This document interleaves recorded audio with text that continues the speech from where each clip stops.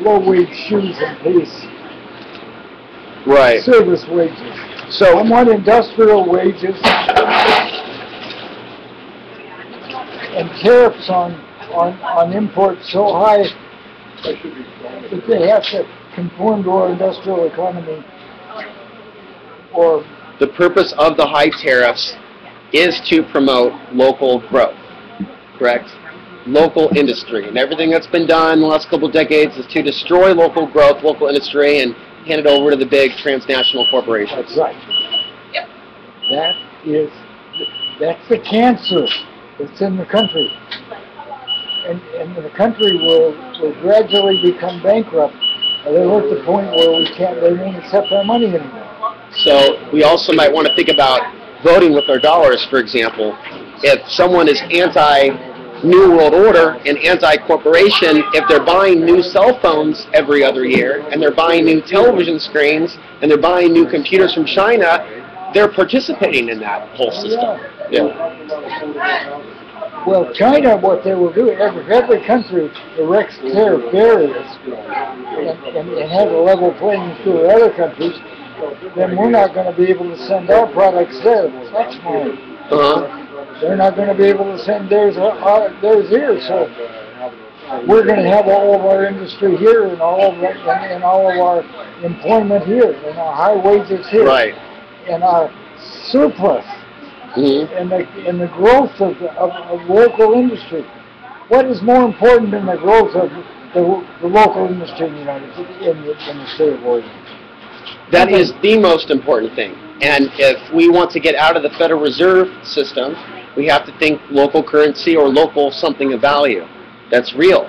Right now there's a lot of people looking at Bitcoin. You talked about digital information earlier with doing your taxes.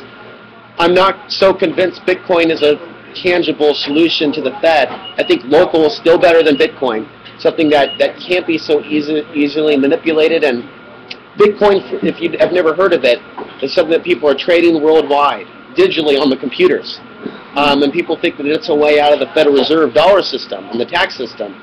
They don't really know who made it, and now there's problems with Bitcoin. So people are trying to get out of the system, but if you try to go the easy way out, you could get burned. Just like getting ripped off in the streets. You can easily get burned. Yeah. Pat Buchanan has one book that most people haven't read, and I'll admit I haven't read it very thoroughly, just scanned it. But he's written 10 books, and through several administrations, clear back to Nixon, that he'd been involved with. Too bad they won't nominate him. Anyway, his theory in this one book is that the United States could have avoided declaring war on Germany in World War II. And there were an isolationist wing in the Republican Party in the 20s that were favoring not going to war with Germany, even though Germany declared war on the United States. Right. We could not have avoided war with Japan because they attacked us at Pearl Harbor.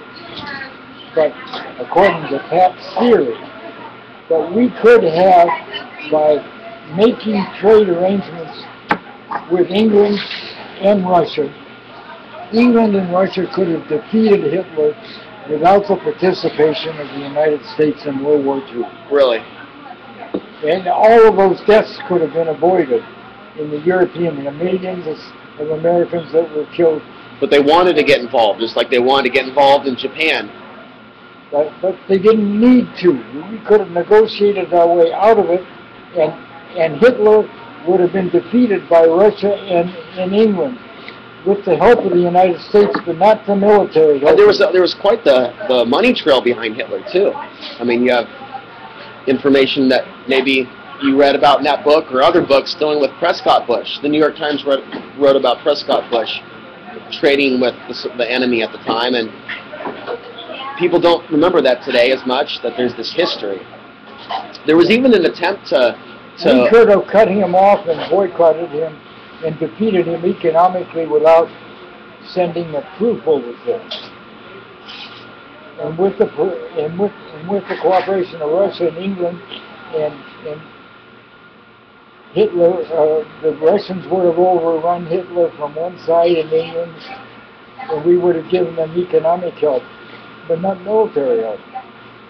And it was a brilliant analysis, but it's... What do you think's gonna? Do you think anything's gonna happen in the future between China, Russia, and the U.S.? Or do you think they're friends behind the scenes, maybe, and they're just acting like they have issues with each other? Or do you think there's sure seems there's a lot of information about that these days.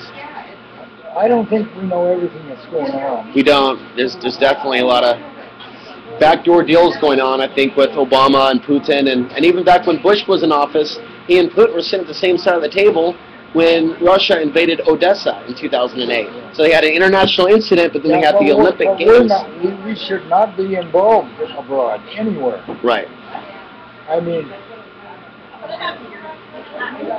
what the hell? Maybe they want a war. Why are we involved in Afghanistan and good question. It's just yeah. And it goes on and on and on and on. It does. It certainly does. This world is a very interesting